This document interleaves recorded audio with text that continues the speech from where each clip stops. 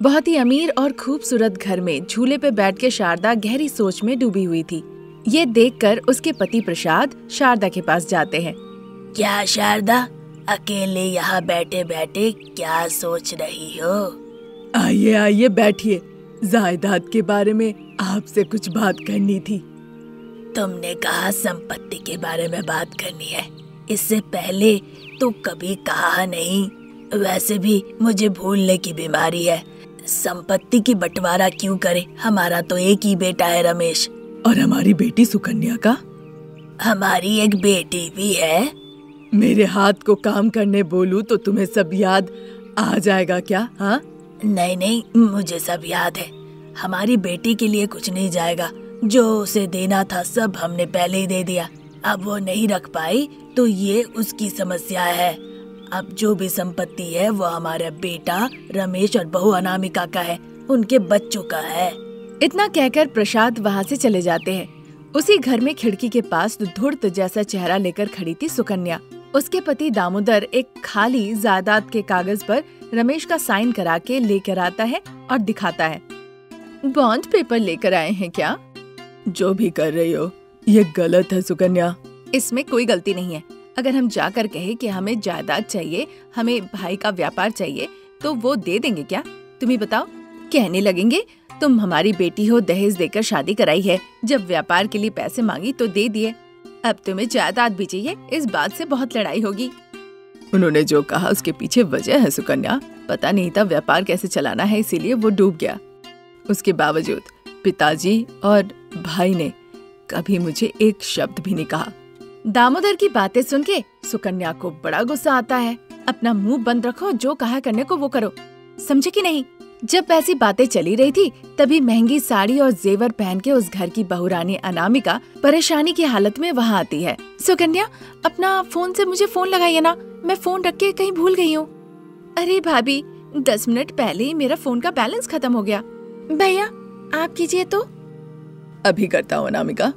इतना कहकर वो फोन उठाता ही है कि बीच में सुकन्या कहने लगती है, अरे भाभी, वो तो सब कुछ खो के दामाद बन के मेरे घर में आए हैं, उनका फोन काम नहीं करता ठीक से। ठीक है सुकन्या, व्यापार के लिए तुम्हारे भाई विदेश गए हैं, उन्होंने अगर तुम्हें फोन किया तो एक बार फोन मुझे भी देना। हाँ भाभी, जरूर बुलाऊंगी।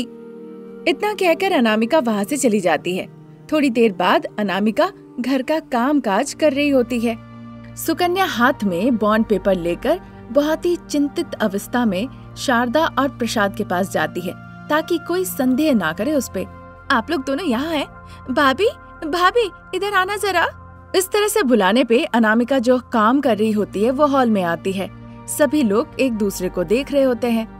मेरी बात सुनिए, भाई को विदेश में कुछ पैसों की समस्या हो गई है, इसीलिए उन्होंने मदद करने के लिए ये कागज भेजा है। आप लोग सभी लोग इस पे साइन कर दीजिए तो। सुकन्या की बातों पर सभी लोग अंधविश्वास कर लेते हैं पूरी तरह। फिर सभी एक के बाद एक साइन कर देते हैं। सुकन्या बहुत खुश थी क्योंकि उसने उस कागज पे लिखा था कि अब से पूरी जायदाद उसकी है। कुछ दिनों के बाद फौरन से रमेश घर लौट आता है। सभी लोग हालचाल पूछते हैं। तभी प्रसाद को याद आता है सुकन्या जिस कागज पे साइन कराई थी उसके बारे में। साइन करना था? मैंने तो नहीं कहा पिताजी। रमेश की बातें सुन के सुकन्या और दामोदर को हॉल में बुलाया जाता है। सुकन्या समझ जाती है कि अब सच सामने आ चुका है। सुकन्या, पिताजी जो कह रहे हैं वो सच है? पिताजी ने जो कहा वो सही गलत है ये ना पूछकर मैंने जो किया वो सही है या गलत ये पूछो ना। तुमने ही कहा था तुम्हारा भाई जब विदेश में था उसे आर्थिक समस्या है, इसीलिए कागज पे साइन करना है। तुम ही बताई थी कि नहीं? मैं जबरदस्ती कुछ भी नहीं ली भैया। एक दिन पिताजी खुद आकर कहे कि सफेद बॉन्ड पेपर लेकर आओ और तुम उस पे हम सभी का एक एक करके साइन करा लो। मैं? क्या बात कर रही हो तुम सुकन्या? आपने कहा पिताजी आपको भूलने की बीमारी है, अभी कुछ कहते हैं और अभी भूल जाते हैं। इसी के साथ आपने ये भी कही थी कि मैं पूरी जायदाद तुम्हें तोहफे में दे रहा हूँ। मुझे नहीं पता था कि संपत्ति के लिए तुम इतना नीचे गिर सकती हो। इससे पहले कि मैं सबको धकेल के बाहर निकाल दूं, अच्छा ही होगा आप अगर अपना कपड़ा लाता लेकर खुद ही निकल जाए। तुमने बहुत बड़ी भूल किया सुकन्या। तुम अगर अपने भाई से मांगती तो वो नहीं देते क्या? तुम्हें नहीं पता कि तुम्हारे भैया तुमसे कितना प्यार करते हैं? बताओ। मेरी बहन को मेरा प्यार नहीं दिखा, सिर्फ जायदाद और पैसे दिखे। आज इसी वजह से उसने इतनी बड़ी गलती कर दी। बहुत बातचीत हो गई, बहुत डांट फटकार लड़ गई। अगर अपने कपड़े लेके जाना चाहते हैं तो जाइए, नहीं तो हमें ये घर पूरा साफ भी करवानी है। इस तरह कहने पे शारदा, प्रसाद, अनामिका, रमेश दोनों बच्चे खाली हाथ ही बिना कुछ लिए हुए घर से बाहर निकल आते हैं। दुखी मन लेकर वो अपना आंसू बहा रहे थे और सड़क से पैदल चलते हुए जा रहे थे। माँ, पिताजी, चलिए मेरे भैया के घर हम चलते हैं। हाँ पिताजी, अनामिका अपने भाई से बहुत प्यार करती है। अगर पता चला कि सुकन्या ने हमें ठगा है तो वो हमें जरूर मदद करेंगे। इस हालत में वहाँ जाना ठीक नहीं लगेगा। हम वहाँ पे हमेशा रहने के लिए नहीं जा रहे हैं ना पिताजी, जब तक कोई काम काज ना ढूंढ ले तब तक के लिए बस। इस तरह से अनामिका प्रसाद को मना लेती है। फिर सब मिलके बातचीत करके अनामिका के भाई सुदर्शन के घर पे सभी लोग पहुँच जाते हैं। पहले ऑटो से अनामिका उतरती है, फिर वो बच्चों को साथ लेके घर के अंदर जाती है। अनामिका को देखकर सुदर्शन बहुत खुश होता है, पर उसकी पत्नी अर्चना बहुत ही टेढ़ी औरत थी। क्या अनामिका, भिखारी लग रही हो? भैया, मैं आपको सब खुल के बताती हूँ। पहले आप मुझे 200 रुपए दीजिए, ऑटो वाले को देना है। ऑटो में मेरे पति, सास, ससुर सब बैठे हुए हैं। तुरंत सुदर्शन भी 200 रुपए निकाल के अपनी बहन अनामिका को दे देता है। अनामिका जल्दी से वहाँ से चली जाती है। हे भगवान, ये महान लड़की आ गई है, आते न आते पहले 200 रुपए ले ली। वैसे ये सब लोग हमारे घर क्यों आए हैं? अनामिका ने कहा कि वो बताएगी, पहले उसे आने दो। अनामिका जल्दी से पैसे लेकर ऑटो वाले को देने के लिए चली जाती है। फिर सभी लोग सुदर्शन के घर के अंदर आकर सोफे पर बैठते हैं। अनामिका पूरी बात खुल के बताती है। तभी अर्चना मजाक उड़ाते हुए कहने लगती है, तुम्हें भीख मांगना अच्छा नहीं लगा, इसीलिए सोचा चलो मुफ्त में खाने के लिए भाई के यहाँ चले जाए, इसीलिए सबको लेकर यहाँ आ गई। भाभी, मुंह संभाल के बोलिए, ये ऐसे वैसे नहीं है, मेरे सास ससुर है। अनामिका, मेरे घर पे आके तुम मुझे से जुबान लड़ा रही हो, सावधान। बेटा अनामिका, हमारे लिए क्यों लड़ रही हो? तुम बेटा और बच्चे यहाँ रह लो, मैं और तुम्हारी सास कहीं और रह लेंगे। कौन है आप लोग जो यहाँ रहेंगे, और उन्हीं लोग कौन है जो यहाँ रहेंगे? अर्चना, वो मेरी बहन है और वो उसका पति, ये इनके सास ससुर है। बहन के बच्चे मेरे भगनी भगना। मैं कहता हूँ सब यहीं पे रहेंगे, कोई यहाँ से नहीं हिलेगा। वो यहाँ बैठकर खाएंगे, मैं नहीं सह सकती। आपकी मेहनत से वो यहाँ बैठ के खाएंगे। उसकी बातें सुन के सभी लोग बड़े आश्चर्य हो जाते हैं। अनामिका, तुम्हें खाना पकाना पड़ेगा। तुम्हारी सासू माँ पूरा घर झाड़ू पोछा करेंगी और कपड़े भी धोएंगी। तुम्हारे ससुर जी बगान का देखभाल करेंगे। तुम्हारे ससुर जी घास काटेंगे और बगीचे में पानी देंगे। रहे तुम्हारे पति, वो मेरे पति के नीचे पिया का काम करेंगे। अब से तुम्हारे बच्चों को सरकारी स्कूल जाना होगा। अगर ये सारी बातें मंजूर है तो तुम लोग यहाँ रह सकते हो। तो क्या कहते हो? कहकर वो सभी को देखने लगती है। कोई भी कुछ नहीं कहता है। सब एक दूसरे को देखने लगते हैं और उस घर से बाहर निकल आते हैं। उन्हें इतना अहंकार अर्चना, मैं उन सभी को गेट से भगा के आता हूँ। कहकर सभी लोग जब ऑटो के लिए इंतजार कर रहे होते हैं बाहर, वहाँ पे सुदर्शन आकर कहने लगता है, सॉरी दामाद जी, सॉरी बहन, ये एड्रेस दे रहा हूँ, तुम लोग वहाँ पर जाओ, मैं वहाँ पे आके बात करता हूँ। कहते हुए एक कागज के टुकड़े के साथ कुछ पैसे भी देता है। दरवाजे के पास खड़ी होकर अर्चना देख रही होती है। फिर अनामिका का परिवार सुदर्शन के दिए हुए एड्रेस पे चले जाते हैं। वहाँ पे जाके वो रुकते हैं। सुदर्शन आके उन सभी से बातचीत करता है और फिर चला जाता है। प्रसाद वहाँ पे बैठे बैठे कुछ गहरी सोच में डूबे हुए थे, पर याद नहीं आ रहा था कि आखिर में वो सोच क्या रहे हैं। थोड़ी देर बाद उन्हें याद आती है तो वो घर लौट आते हैं। शारदा, बेटा रमेश, अनामिका, ध्यान से मेरी बात सुनो।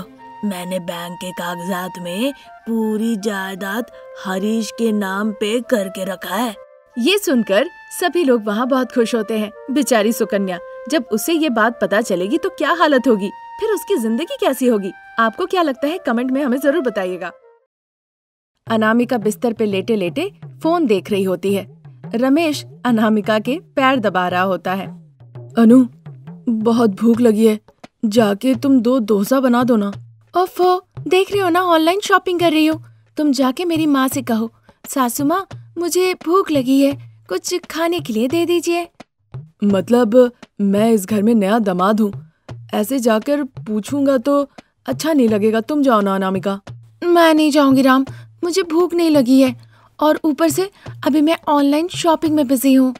बिना झिझक के तुम सीधा मेरे माँ से जाके खाने के लिए पूछ लो, नहीं तो तुम्हें एसिडिटी हो जाएगी, फिर समझना। कहकर वो फिर से फोन देखने लगती है। अब चूंकि कोई चारा नहीं था, इसीलिए रमेश कमरे से बाहर निकल आता है। सावित्री किचन में थी। उसने देखा रात का दाल भिगोया हुआ है। रात को जब मैंने पूछा था कि दामाद को खाने में क्या चाहिए, तो उन्होंने कहा था डोसा। अब मिक्सी चलाना होगा। सोच ही रही थी कि अचानक से किचन का लाइट ऑफ हो जाता है। ये देखकर सावित्री अब थोड़ी परेशान हो जाती है। ओफो, बिजली को अभी जाना था। अब दामाद जी पता नहीं क्या सोचेंगे। अब मैं क्या करूं? बिजली आने तक मुझे इंतजार करना पड़ेगा। ये सोचकर दाल को वहीं रख के वो हॉल में आ जाती है। तब तक वहाँ रमेश भी आ जाता है। माँ जी, भूख लगी है, डोसा बना है क्या? मैं बनाने जा रही थी बेटा, तभी तक बिजली चली गई। डोसा बनाने के लिए तो गैस स्टोव की जरूरत होती है, उसमें करंट से क्या होगा? वो तो सही कह रहे हो बेटा, पर बैटर बनाने के लिए तो मिक्सी चाहिए ना, और उसके लिए बिजली चाहिए। सावित्री कुछ और भी कहने जा रही थी, तब तक रमेश कहने लगता है।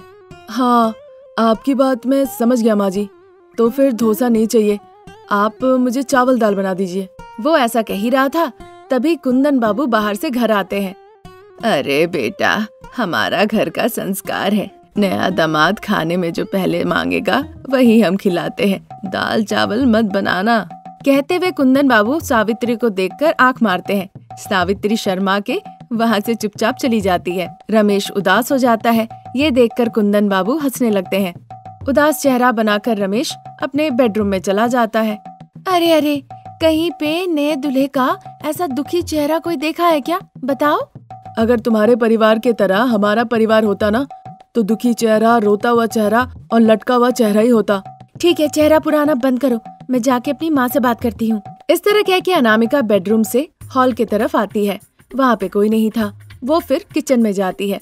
माँ सावित्री किचन में भी नहीं थी। वो देखने के लिए बाहर निकल आती है। माँ सावित्री और पिता कुंदन बाहर बेंच के ऊपर बैठे हुए थे और रास्ते पर राह देख रहे थे। उनके पास अनामिका जाती है। क्या हुआ बेटा अनामिका, दामाद जी डोसा मांग रहे क्या? हाँ माँ, कब से भूख लगी है कहकर मेरा जान ले रहा है। चावल दाल बना दूं क्या? पिताजी कह रहे थे कुछ परंपरा है बोल के। हाँ, अरे नए दामाद जी है, उनके साथ थोड़ा मजाक कर रहा था। रुको, तुम्हारी माँ कुछ पका देगी। इसी दौरान माइक लेकर दिनेश ऑटो से कहते हुए जाता है।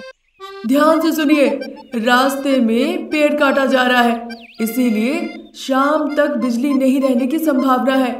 बार बार करंट ऑफिस में फोन मत कीजिएगा, हमें सहयोग कीजिए। ऐसा कहकर वो जा ही रहा था, तभी अनामिका के दिमाग में एक तरकीब सूझती है। नहीं पिताजी, आपने ही कहा ना कि नए दामाद है, थोड़ा उनके साथ मजाक मस्ती चलता है। हमारे परंपरा के अनुसार अब कैसे भी उन्हें दाल पीसना होगा।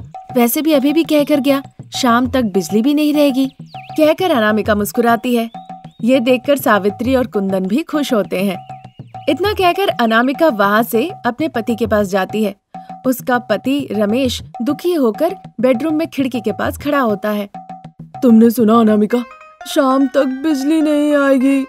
हाँ राम, मैंने भी सुना, मुझे भी बहुत बुरा लग रहा है। हमारे परंपरा के अनुसार नए दामाद खाने के लिए जो मांगते हैं वो हमें जरूर से बना के खिलाना होता है। पता नहीं ये सब किस तरह का नया नया परंपरा है, ऊपर से बिजली भी चली गई।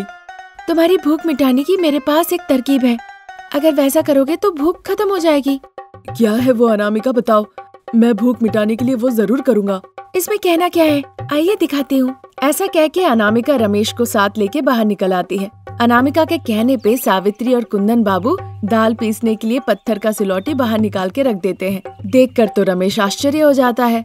अनामिका, सावित्री और कुंदन बाबू तीनों ही रमेश का चेहरा देखकर मन ही मन मुस्कुराने लगते हैं। मतलब मुझे इस सिलौटी में दाल पीसना होगा? हाँ राम, माँ पिताजी बुजुर्ग हो गए, वो नहीं कर सकते, और मेरे हाथ तो कोमल है बहुत ज्यादा। ठीक है अनामिका, भूख मिटाने के लिए मैं वो भी करने को तैयार हूँ। इतना कहकर वो दाल पीसने के लिए जाकर नीचे बैठ जाता है। दुखी मन लेकर मुंह लटका के वो फिर दाल पीसने लगता है। ठीक उसी दौरान पड़ोसी वनजा उनके दीवार के पास आती है और फिर बात करने लगती है। क्या बात है? सावित्री दीदी, अगर तुम्हारे पास डोसा का बैटर है जरा दो ना, बिजली चली गई है। अरे बहन, बैटर तो सिर्फ दामाद के लिए है। अरे दीदी, कहिए ना कि हमारे लिए भी पीस दे। कोई बात नहीं, पैसे दे दूंगी। उसकी बातें सुनकर सावित्री अनामिका को बुलाती है। अनामिका वहाँ आती है। वनजा फिर अनामिका को बताती है। अनामिका तैयार हो जाती है। फिर बिना रमेश को देखे ही वो सीधा ले जाकर दाल का डब्बा रमेश के बगल में रख देती है। वो देखकर रमेश, अनामिका, ये क्या है? आपको डोसा चाहिए या फिर डब्बे में क्या है ये जानना है? डोसा ही चाहिए। फिर तो तुम्हें इस डब्बे के दाल को भी पीसना होगा। उसके कहने पे रमेश फिर उस दाल को भी पीसने लगता है। सावित्री वहीं पे गेट के पास खड़ी होकर पैसे इकट्ठा करने लगती है और महिलाओं को दाल डब्बे में लेकर भेजने लगती है। ये देखकर रमेश, अनामिका, ये लोग कौन है? आज कहीं करंट नहीं है ना? हाँ, नहीं है। तो क्या हुआ? नए दामाद को देकर पूरे गांव का दाल पिसवाने का रिवाज है क्या? रमेश की इस तरह पूछने पर अनामिका बिना कुछ कहे चुप रहती है। अनामिका की चुप्पी में ही रमेश को जवाब मिल जाता है और वहीं पे वो बेहोश होकर गिर जाता है। ये देखकर अनामिका, सावित्री, कुंदन जी जोर जोर से हंसने लगते हैं। आज की कहानी यहीं तक। नई कहानी लेकर जल्द हाजिर होंगे। नमस्कार।